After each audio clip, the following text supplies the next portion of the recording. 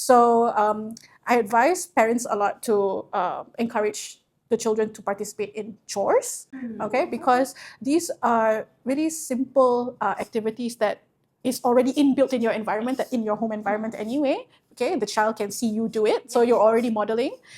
It's a lot of motor skills as well.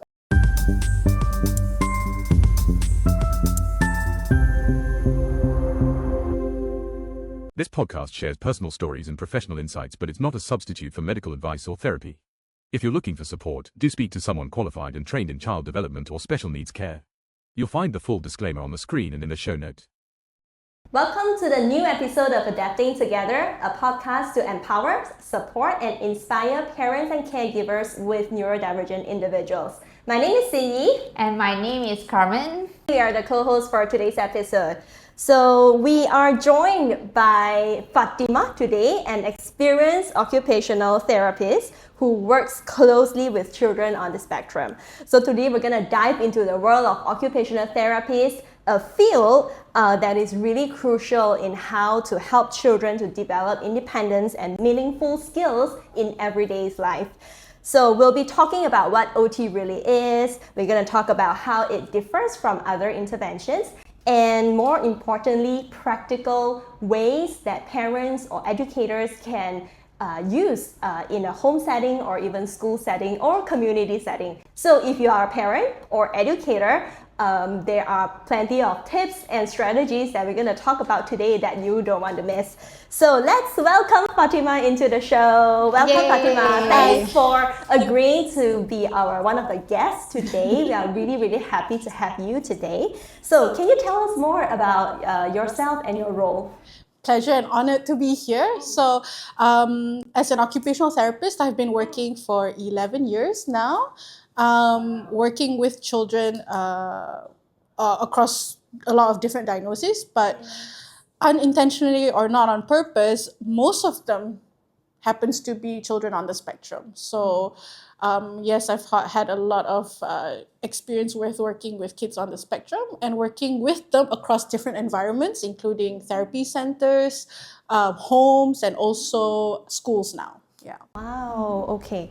So can you also start by sharing with us what occupational therapy is, OT, and how is it especially important for children with autism? Okay, so occupational therapy is a profession that focuses on an individual's life roles that they need to do, want to do, and expected to do. Okay, so this is the most recent updated definition of the service. And when it comes to the context of children, their life roles include learning to take care of themselves, learning to learn, meaning participating in school, and also socializing and learning to grow and develop and participate in their community activities as well. So anything that hinders them will be our concern, because ultimately we want the children to be able to participate in whatever way that's possible. It doesn't have to be the normal way of doing things or how we do things, but as long as they can effectively participate, and our ultimate outcome is actually improved quality of life, health, physical and also non-physical health as well. Yeah, okay, yeah, thanks for sharing that part. So it's important how OT comes in, to help them to continue to learn, right? So I think audience also might have some confusion out there what OT really is. How is it different, say, like with other intervention, so such as physio or even physical exercise? How would you explain question like that? That's one. It's a question that I get a lot because of how people see we do the work, right? And typically OTs working with children, they do work on gross motor skills, which are physical-based activities and physical-based skills. So it's easy to understand where the confusion comes from, right? For physiotherapy, usually, or their main focus is on improving movement, functional mobility, being able to effectively or improving their muscle strength and movement, range of motion and whatnot, and making sure that people actually, their patients actually move in a safe way as well. Okay, but there are some overlap where OT's goals do cover some postural control, for example. That's what we do a lot. And also some motor skills, gross motor skills, fine motor skills, in fact, as well. So there is some overlap, but the difference is OT injects that functional goal towards like gross motor skills towards what? To be able to play at the playground, for example, or to be able to learn, develop or prepare for handwriting skills eventually, right? Yeah, so there's always that element of what is the motor skill used for eventually, so that we can prepare the child to be able to do that, because the activity itself is the goal, not just the individual skills, right? So even with physical exercise, it is you might see OTs use physical exercises and activity or a way as a tool to get to the goal, but the goal is not the improved muscle strength or whatever that the exercise is meant for in the first place, right? So that's an example, but the OT is also responsible for thinking about the other factors besides the child's innate or inherent ability, like physical skills, to be able to do that activity. So, for example, if the child will not improve their muscle strength or muscle ability, but they will still need to have the opportunity to participate at the playground, how can we make that happen without relying on the child's physical strength? Yeah, that is also the job of the OT to figure out.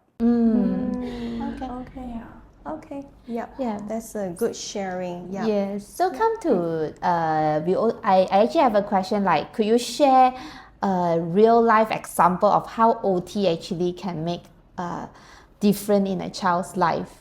Oh gosh. Yeah. I'm already thinking of like all the different All the kids. different cases. Maybe a few, that an example. Just now you give us some, the idea. So some real life example that you experience and that you work with. Yes. Okay.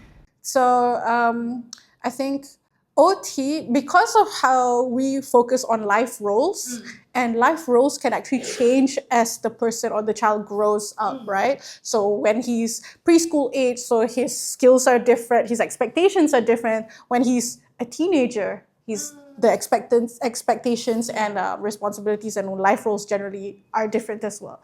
So one example, I think, would be one of my first cases in my career. The child diagnosed with autism grew to have communication skills as we worked together with the speech therapist as well, OT and speech, and we had a really supportive team working together, building independent skills. So he learned, he developed his toileting skills, he developed his handwriting skills, his social skills, started mainstream school and then continued support there. And then as he grew, the need for therapy eventually faded because he was able to cope with the demands of his life at that phase of his life. Okay. Then he came back to me. Now he's 17, 16, I think. Yeah, so a teenager, okay? He's participating in more big boy activities, big boy roles, okay? But there's still some challenges coping with it, okay? So that was the parents' concern. So I feel like that would be a great example of how, your demands actually change over time. It's not just, of course we would love it for the eventuality that our children do not need therapy, because that means they are able to cope.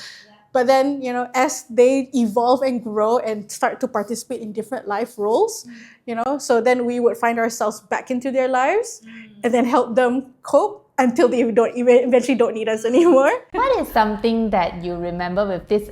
We always remember our first client, right? Most of the time. So what is the very specific skill that you really see him grow a lot and you really feel that, wow, that actually motivate you a lot? Oh boy, I would think it's emotional regulation. Yeah, because emotional regulation is a very important underlying skill for behavior, right?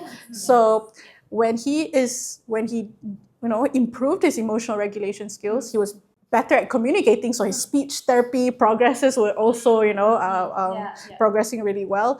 And then his behaviors at school, he was more motivated and engaged, and he was able to tolerate activities that he had to do at school that he didn't like to do at school. Like when you say emotional regulation, then I thought of, hey, how OT helps with that? Okay. What are the, some tools that you use or some how do you exercise, teach? maybe one, two, I think our audience also would like to know. Sure. Okay. So for as a therapist, it's something that I think I share with my colleagues from other professions as well. A relationship is a very important foundation for our work. So we always start with building emotional safety with the child. So our first session, is always to build that relationship with the child so that the child feels safe with us by showing trust, showing that that they too have some autonomy over the session or over the activities, because their progress is reliant on themselves, not just on the therapists or the therapist's ability to do, right? So at least the first few sessions, it's always about getting them to be friends with us, trust, but it doesn't mean that they can do whatever they want. It's always also about setting clear boundaries and consistency, because consistent boundaries also help with trust. Actually, if they know that there are limits or bounds to the session, like in their behaviors, like maintaining safety, for example, we have so many equipment that can pose a risk, or even say communication, right? Like we don't hurt each other's feelings. Like I think the ground rules that are always in our session is that we keep each other safe, and then we also do not. We also keep the equipment or the things around us safe, because it's a shared space that we use with other people. But you wouldn't want other people to also damage the things that we would want to play with in our next sessions, right?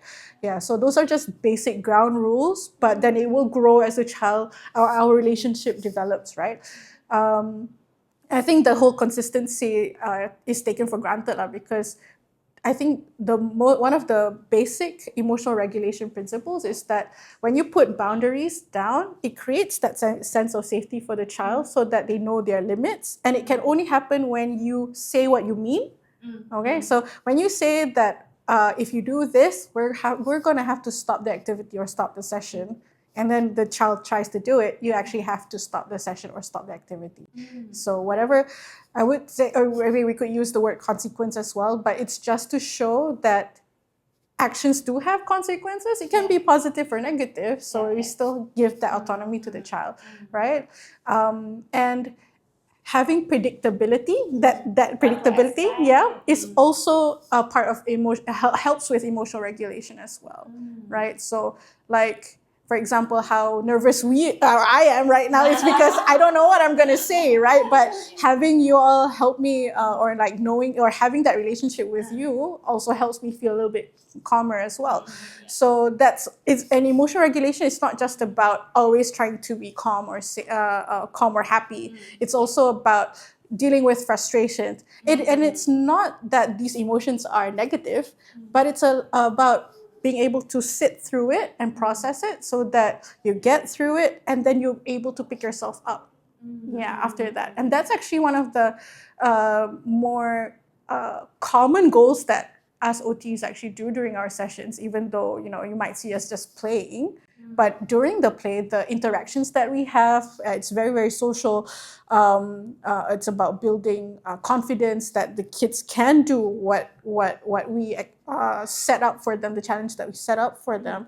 And then, or like when we're playing a competitive game, expecting to lose, or how do they manage their impulses not to cheat, things like that. That's also part of emotional regulation as well. And we talk about it and work through it. I can hear, the very important point, starting every type of therapy, I would say that especially in terms of starting an OT, instead of, being forced the kids in, sit them on a swing and then swing them, but it's more on really building the trust, building the rapport. And then it's so important for parents who say whoever that wanted to start OT by themselves, like they already seek advice from a certain OT. Now they want to also practice with the child at home. I think parents also nervous, child nervous. What is important is really calm down and have the time to build the trust and then set the right boundary. So that it can actually a good start for parents to start the home therapy. That's very good.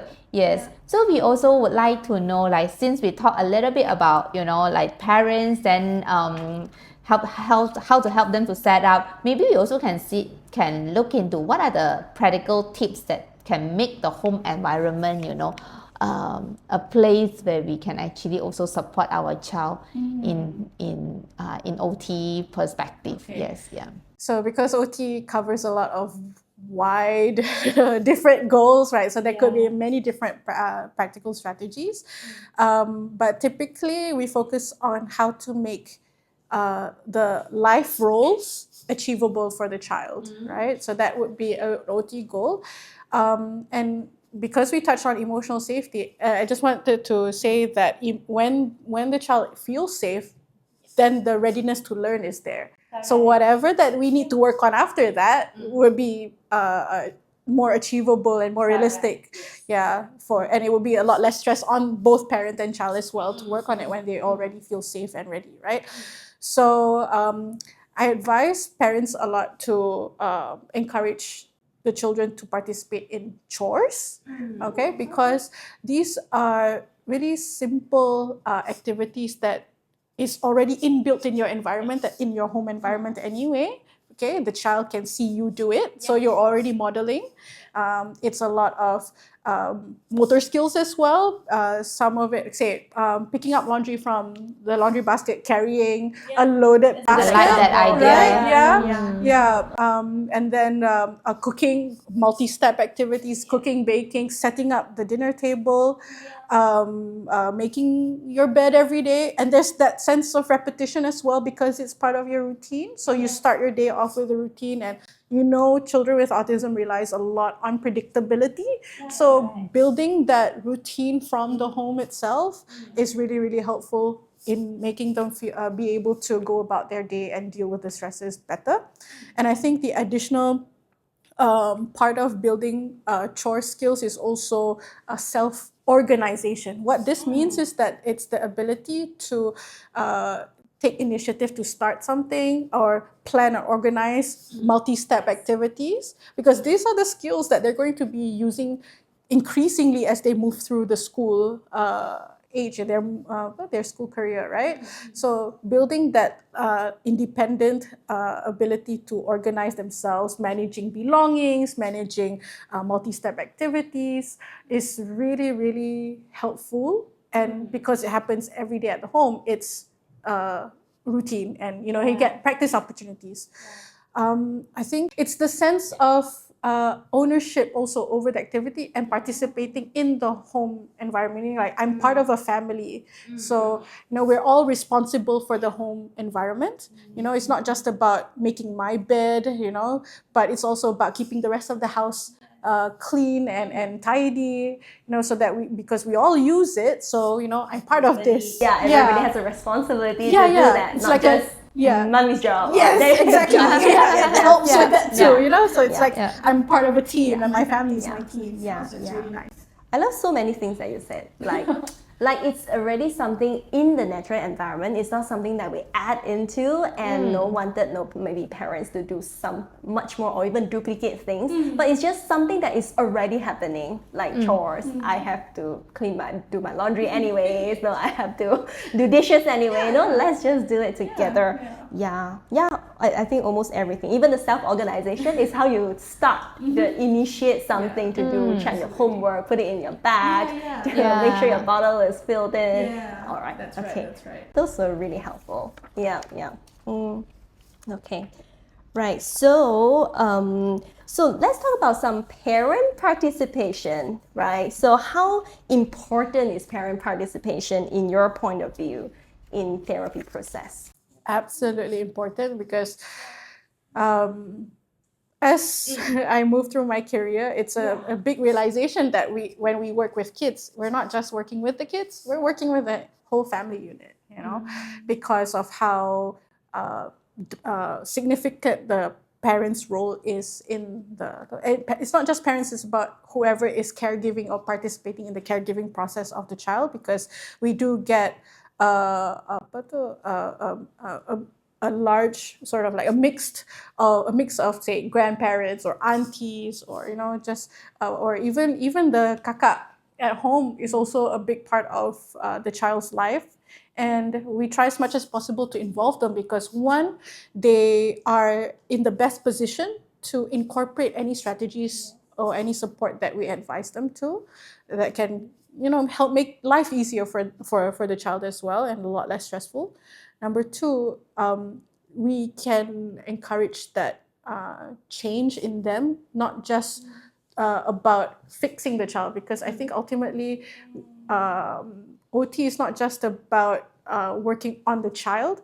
OT actually relies on this model called the person, environment, occupation model. Okay, Person, environment, occupation model. okay? Maybe you can explain a bit about Sure. that. Yeah, love Is to. that the So, PEO model? PEO model, yes, okay, yeah. So this model, simply put, the P is the person, okay? The person in question, the person we're working on, right? So factors coming from that person himself.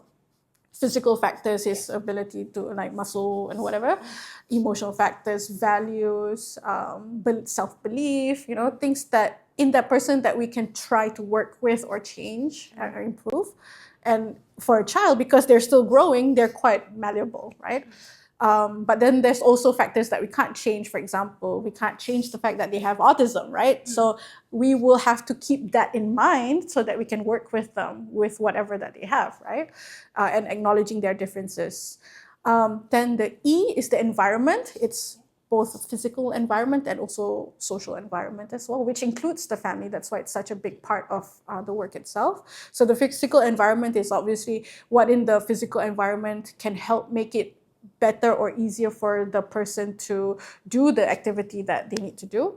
And then the social would be how supportive, or if there's any supports or barriers within the social environment that affects how the child participates in the activity. This can also include school. So social environment in the school is the peers, the teachers, and also the school system itself, because schools, as we know, might have their own policies or ways of doing things, certain values that they carry. So it does impact how much support that the child needs actually gets in the school environment as well. Yeah, and then O is the occupation or the activity or the life role itself. So what about the activity can we modify to make it more achievable and more engaging and meaningful to the child? Like for example, to make school participation easier, maybe the learning should be differentiated, or at meal time certain accommodations can be made, or have someone to facilitate social peer engagement as well at school. Yeah, so those are just some examples. So OTs should always, or are trained to look at these three angles, so that ultimately it's the occupations itself, the participation itself that's achieved. All right, it's for the best interest of the child. Yeah. Different things have to be involved. Absolutely. Yeah. So we talk about home. We also would like to know that what are the tools, that our activities that you use during your session with with our children on the spectrum. Sure. Okay, this is my favorite part because So many things to talk about. yeah, because as an OT working with kids, their main occupation is play. And it's the most engaging way to get them to do the work that they need to do, right? So as you can see behind us, we've got lots of equipment as well. These are just some of the things that we use. And another episode that you've done before, my colleague Jacqueline, discussed sensory integration, right? So sensory integration is a common tool occupational therapists use in our practice. So a lot of play-based activities, and I think the important thing to highlight here is the just right challenge. So it's not just about using play equipment like the swings and building obstacle course, but it's also about giving the child the level of challenge that they can achieve, and then a realistic can achieve, but still feel like, oh, it's not that easy to do this after all. So setting that goal is not easy, right? Like it's not too easy and not too hard and just right. Yes, absolutely. Yeah. So, and that's why building that relationship is really important. So, one, they would trust us to not, give them stuff that's too easy. But at the same time, you sort of can gauge how they're feeling, how they perceive certain levels of challenge. Because we might think, or, other adults might see that this child, of course, he can do it. But internally, the child himself might perceive that it's way too hard. So that's something that only with knowing the child's perception of things is really, really helpful to adjust to the level of challenge. Yeah. So the games that are commonly played during OT are obstacle courses. So either we set them up to start, and then eventually we get the child to pick and choose and sort of organize their own obstacle courses. And these obstacle courses usually happen with the intention of having different sensory inputs during the activity. But at the same time, it's about integration as well, so that, say, the vestibular input and the proprioceptive input is integrated to provide balance or body awareness in space, for example. Or when we play floor is lava, right? So you can't touch the floor, and then you have to be on things that you can like balance on or whatever, and it gets lesser and lesser equipment in the room, right? So how great are they at problem solving that? That's ideation. So there's a lot of different elements that OTs are thinking at the back of their mind, but we're playing it out with the children. So that's the best part. I like that. It's so much fun. It is. Yeah, so through play and then with that target on all the objective in mind and plan something that is actually both of you and a child enjoy at the same time. Really awesome. Really love it. Okay. Right, so just on the beginning, you have mentioned that you have worked in different settings before, like in home setting, in school setting. Maybe today we can dive in a little bit about like the OT in a school setting, right? So how can OT help children to build independence or confidence in school? Yes. Okay, this is okay. Great. So OTs in school, it's not common yet. We're trying to make that common. At least me and my colleagues are. So OTs in school focus on school-based goals, because one of the life roles of children is to participate in school, right? Academic learning and whatever else other things that you do in school. You participate in the learning in the classroom. You participate in building friendships and connecting with peers. You do PE. You participate in camps and field trips. You do performances, right? All those things that are beyond the classroom is also things that we look at if the child is able to participate optimally or not. Yeah, it is. It is. Yes. So we work closely with the teachers to support this, and of course the school administration as well, so that they can allow for accommodations wherever there's needed lah. So OTs in school, how they work is that they tend to see the children in different formats. So one is a pull-out model where the child is taken out of the classroom and work with a therapist in a different room to work on, maybe building the person factor skills, right? Yeah. And then another way is push in, where the therapist goes into the space where the child is working in, whether it's in the classroom or say the performance rehearsals, for example, okay, to support with maybe sensory sensitivities with the crowds or following the, because it can get quite chaotic. On like concert days. Yes, exactly. Like sports days, really, really noisy. So we try to be where the challenge is for the child, so that we can intervene directly and also see the PEO. Is it the social environment that's overwhelming? How can we help to accommodate for this? We work with the teachers to see what is within their capacity also to make changes or have differences, because it can be demanding on the school staff. But that's why we have to balance how much can the school accommodate and how much level of support that this child needs as well. Yeah.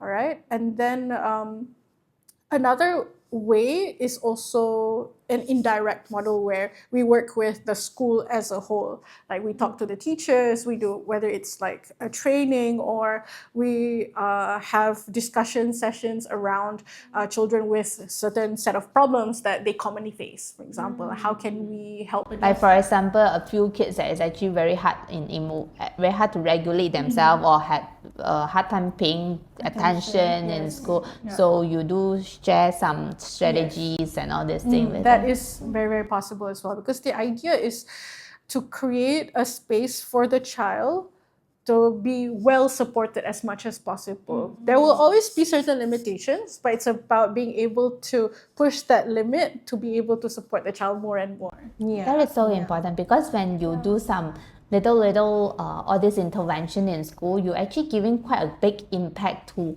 a bigger community. Because when say you're doing a home base or a center like place like that, maybe we are just people that see doing this is just the parents, and it's not impacting the other people. But when it's in a school setting, I think that bring a big impact. The other other teachers might learn a little bit, even some friends might learn some skill, how to support that awareness, kids. right? Yes, so awareness even and within the support. children, right? Correct. So I've had this one comment from a parent before. She felt so good because her son with autism was in this school that made him feel not different, like not so, like he can be himself, whether with the stimming or with his shyness, that it's just okay for him to be himself because it feels like he's part of that school community. Okay. So blessed. Yeah, so that to me is like, okay, that is what I want to work towards in other schools as well,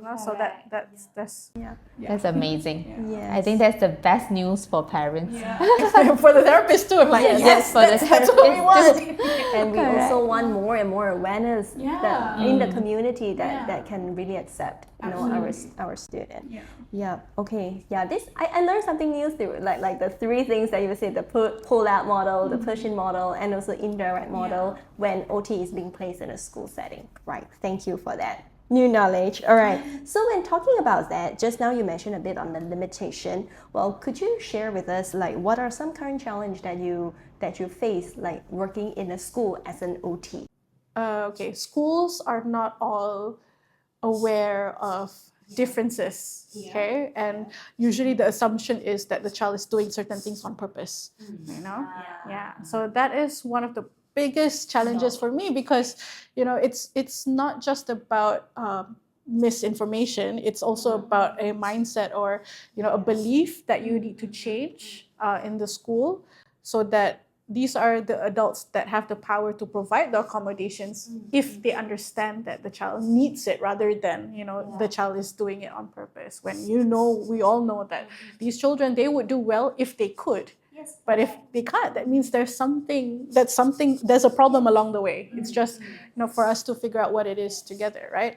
And then there comes some limitations with the system in a sense that there maybe the school has certain policies in place. For example, I've had heard before that a school did not want to encourage a child to use his AAC device in the school.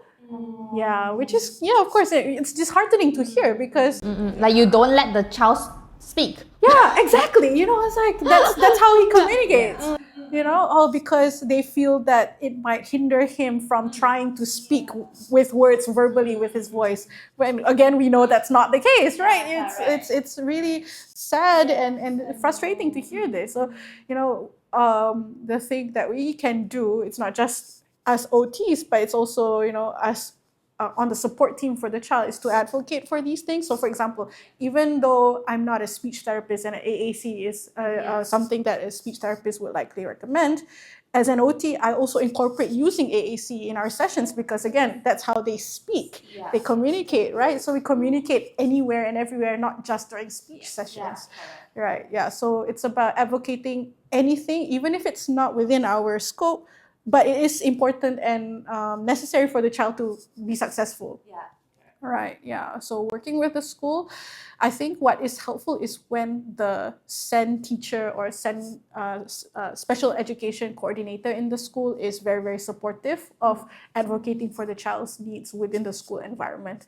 So they would be the ones that I rely on to be that middle person with the school administration to advocate for the child's needs. Yeah. So I've been very blessed working with different schools that have good SEN course. That one, the fact that they were able to get me into the school to provide services and then work with the teachers, yeah. So it grows from there, and then it becomes a school-wide thing. Then that would be like, okay, we did it. Yeah, it's not easy, to have everybody, to collaborate with each other for the best interest of the kid. All right. So how has OT also been evolved over the years in addressing children with special needs? Yeah. And where do you see it going in the future? Okay. OT is a relatively young profession in Malaysia, but it is growing definitely. And for the benefit of the audience, OT is not just for children, it's for adults, for old people, for people with mental health difficulties. There's a wide range of people who have their life roles affected by whatever condition or disability that OTs help with.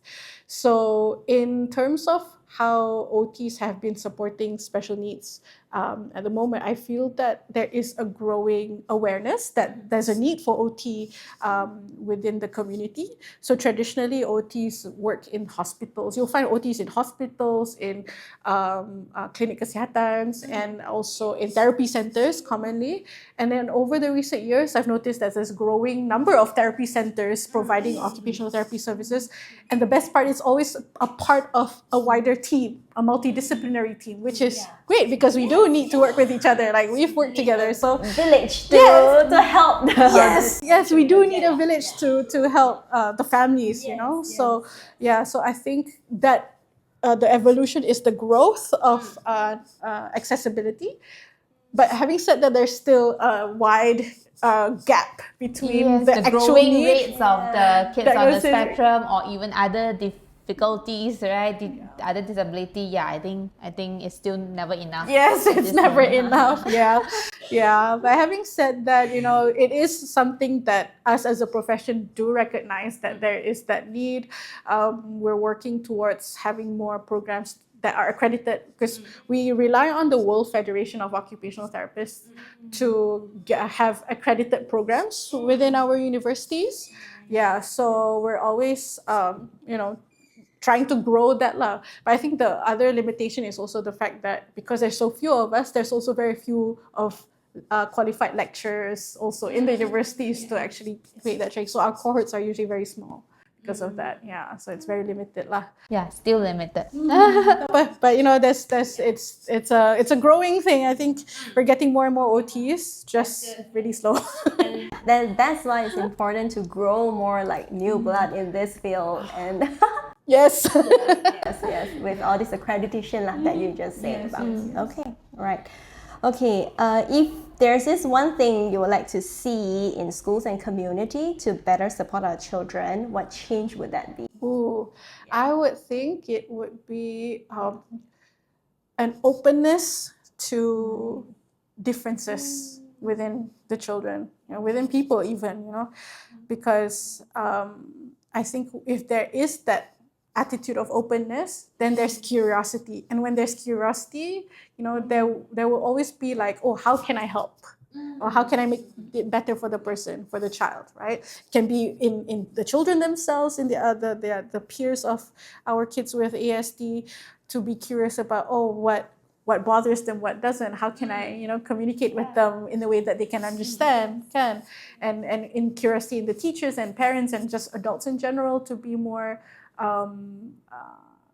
perceptive towards how things are set up might not necessarily be the most supportive way for the children, and how we can change that because we are in the position to change that, right? So that would be it. Openness towards differences. Yes. I think in our field, in those that we work, that's also something that is so important for people to be able to accept and be curious, and then start to do some changes to accept Yes, yes. Okay, we are almost coming to the end of the podcast. So, if you could tell every parent of a child in the spectrum just one thing, what would it be? I know maybe you have a lot. In just one thing, what would it be? I would say, I think parents do carry a lot of blame to themselves, especially when they find out things that they could have done better in the past, right? So I would say to them, don't blame yourself. You did the best that you could in that moment because that's the best that you can. Yeah? It's with whatever capacity that you had, the knowledge, the, whatever other factors, right? Yeah. So that you don't carry that burden of shame and guilt. And when you don't carry that burden, you can take care of yourself better to be able to support your child better. Yeah, because I think as therapists, we know that if us adults are not in the best state, it's really hard to work with the children, right? So it definitely is the same case for parents as well. If they don't take care of themselves, it will be really tough for them to help their kids as well. Okay. I'm sure there are many parents out there who really wanting to hear this. I hope so. I hope so. Yeah.